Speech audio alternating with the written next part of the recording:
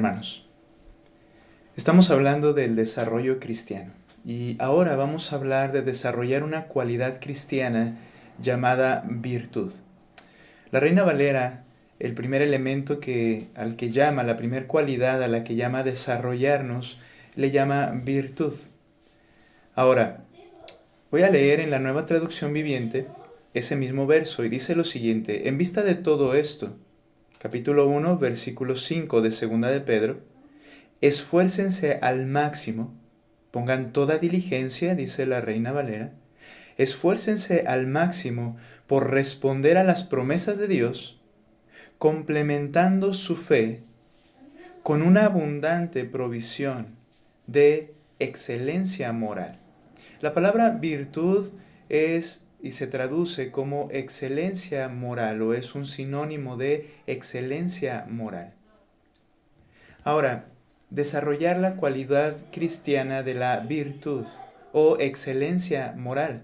El desarrollo de las cualidades cristianas tenemos que entender, cada una de las que vamos a ir viendo, que debe ser un desarrollo integral. Es decir, no pretendemos pensar que vamos a pasar una por una y cuando ya haya superado la primera, entonces voy por la segunda. Porque debe haber un equilibrio. Cada una de estas áreas debe de ir creciendo, desarrollándose de manera paulatina, real y de manera creciente.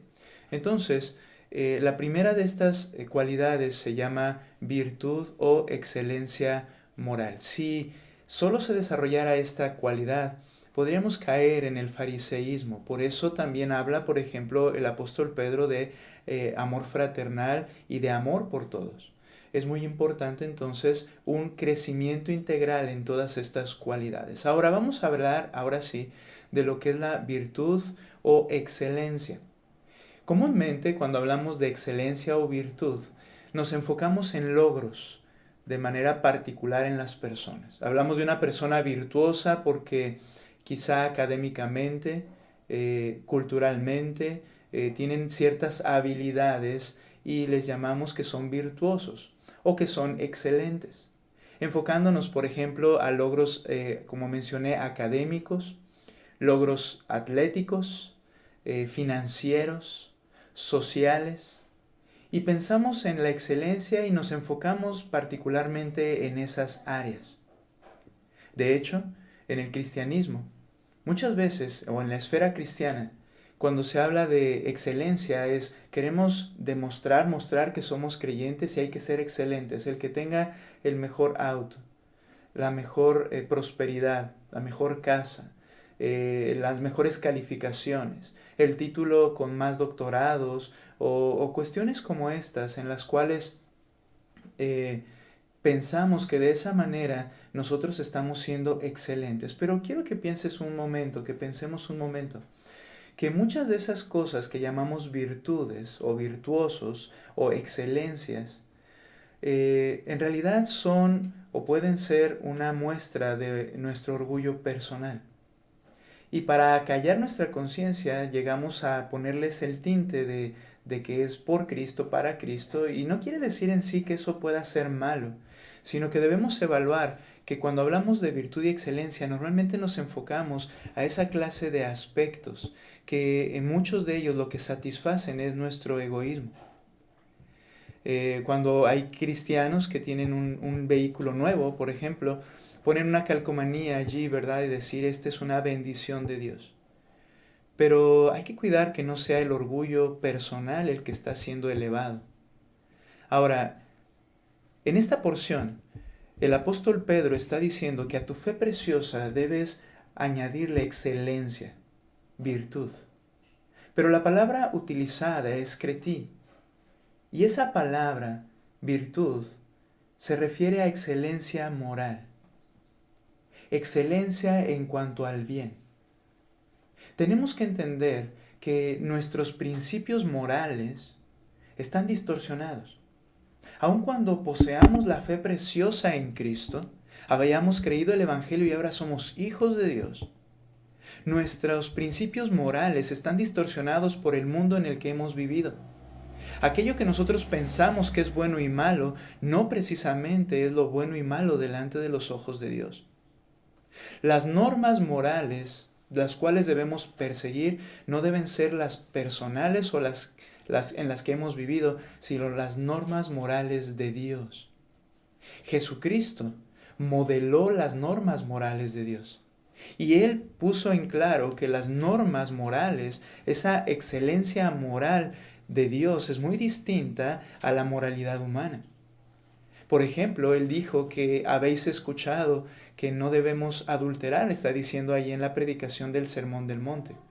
Pero yo os digo que cualquiera que mira a una mujer para codiciarla ya adulteró con ella en su corazón. Él muestra que la excelencia moral de Dios es superior a lo que el hombre puede concebir en su moralidad normal o en el medio en el que se desenvuelve.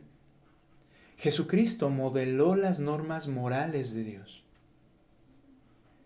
Crecer en excelencia moral implica crecer en la moralidad, las normas morales de nuestro Dios Santo.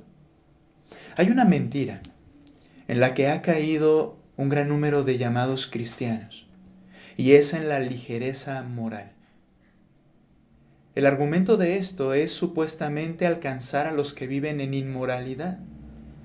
Y entonces consideran que la manera de alcanzar a los inmorales es mantener una ligereza moral, no ser tan estrictos. Y entonces cuando alguien moralmente en cuanto a lo bueno y lo malo es estricto, le llegan a tildar de legalista o de santurrón. Pero Efesios capítulo 5 nos enseña que lo que debemos hacer es exactamente lo opuesto. Uno de los argumentos antes de ir a ese verso es que Jesucristo comió y bebió con ladrones, publicanos y utilizan ese pasaje para enseñar que Jesús vivió la vida con los demás y de esa manera los alcanzó. Pero a toda la gente en esta tierra, cuando vio a Cristo, le hicieron falta solo unos pocos minutos para darse cuenta la excelencia moral de Jesucristo. Y eso hacía que ellos se vieran a sí mismos tan profundamente pecadores. Por ejemplo, utilizando a ese gobernador que según la historia era tirano, perverso y sumamente engañador, que era Pilato. Solo le hizo falta unos minutos ante un Jesucristo en silencio prácticamente durante esos minutos para salir y decir, no hallo falta en él, no hallo nada malo en él.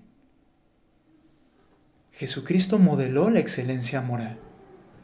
Y ese engaño de que Jesucristo se adecuó a la moralidad de este mundo es el que levantan como bandera quienes hablan de la ligereza moral. Ahora sí, en Efesios capítulo 5, versículo 11, lo que la Escritura nos dice es lo siguiente: no participéis en las obras infructuosas de las tinieblas. Estoy usando la versión Reina Valera. No participes en las obras infructuosas de las tinieblas. Es decir, no producen ningún bien. Una de las preguntas frecuentes es, bueno, ¿qué tiene de malo? Y cuando dicen esto, ¿verdad? Es porque en realidad tratamos de justificar lo que estamos haciendo. Porque este texto dice, no, el problema es que no producen ningún bien. Dice que son infructuosas. Otra palabra usada aquí podría ser inútiles. Y son obras de las tinieblas. ¿Qué más da? Todos lo hacen. No pasa nada malo. Dice este texto, no producen ningún bien, sino que son de las tinieblas. Y dice ahí, no participes en esas obras, sino más bien reprenderlas. Porque vergonzoso es aún hablar de lo que ellos hacen en secreto. Ahora, cuando dice aquí la Reina Valera, reprenderlas, esta palabra, esta frase, significa ilumínalas, sácalas a la luz. Es decir, que no literalmente está refiriéndose a que tienes que estar con una actitud de crítica y diciendo esto es malo, aquello es malo. Ok, no propiamente. Cuando tienes que decirlo hay que decirlo, pero lo que está diciendo es sácalas a la luz, ilumínalas. La inmoralidad debe ser iluminada por medio de la luz de Cristo, en lugar de ser tolerada. Esto es la excelencia moral. Dice la Escritura que el creyente es luz en el mundo. Por lo tanto, cuando hay un creyente que está buscando la excelencia moral en su vida, Entonces, cuando lo que hay alrededor son obras infructuosas, se van a ver claramente contrastantes con la moralidad excelente de esa persona. Y muchas veces, sin decir palabra, los demás quedarán expuestos en su inmoralidad al ver la moralidad excelente de un cristiano. Repréndelas, sácalas a la luz y da la razón, versículo más adelante, versículo 13. Mas todas las cosas, cuando son puestas en evidencia por la luz, son hechas manifiestas, porque la luz es la que lo manifiesta todo. A contrario de tolerar y de tener una ligereza moral, la Escritura nos llama a iluminar con una excelencia moral la inmoralidad que nos rodea. Es interesante que cuando hay un creyente así, las conciencias de los demás se ven afectadas. Y entonces buscan esconderse y no a la luz de ese creyente hacer las cosas. Eso es lo que somos llamados a hacer: iluminar, reprender con nuestra luz la ligereza o la inmoralidad. Ahora, ¿sabes por qué la ligereza moral es tan exitosa en las iglesias modernas? ¿Sabes por qué esta ligereza moral ha producido que haya un gran número de atracción y que se diga todo para la gloria de Cristo y muchos vengan supuestamente a Cristo? Bueno, segundo de Pedro, capítulo 2, nos muestra el por qué la ligereza moral es tan efectiva en este sentido. Dice el capítulo 2, versículo 2, y muchos seguirán sus disoluciones, por causa de los cuales el camino de la verdad será blasfemado. Muchos seguirán las disoluciones. Ahora, la palabra disoluciones son actos de conducta libertina, descarada y desafiante. Estas disoluciones son una conducta libertina, es decir, una ligereza moral, descarada, desafiante. La Nueva Traducción Viviente traduce disoluciones como vergonzosa inmoralidad. ¿Y sabes por qué es tan efectiva? Porque muchos quieren seguir esa clase de vida. Por tanto, logran el objetivo.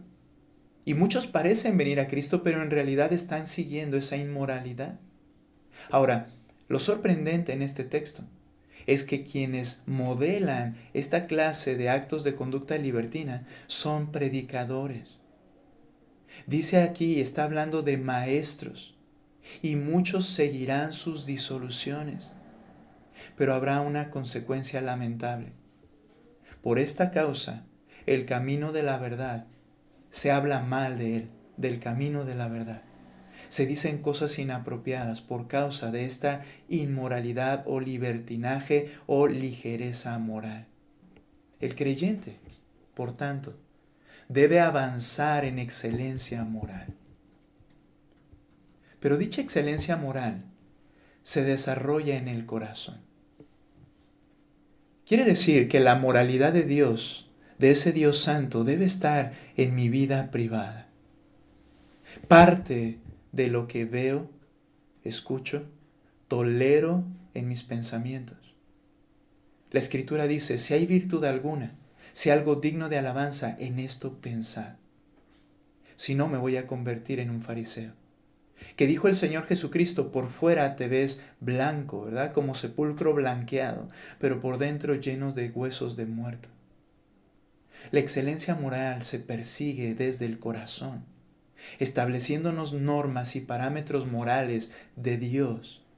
Y entonces será reflejado y creceremos y debemos esforzarnos en cada vez más crecer en la excelencia moral. Nuestros principios de bien y mal deben avanzar hacia la excelencia. ¿Posees la fe preciosa? Crece en excelencia moral. No te justifiques en decir esto no me parece malo, porque recuerda, tus parámetros de moralidad no son los mismos que los parámetros de Dios. Que el Señor te bendiga.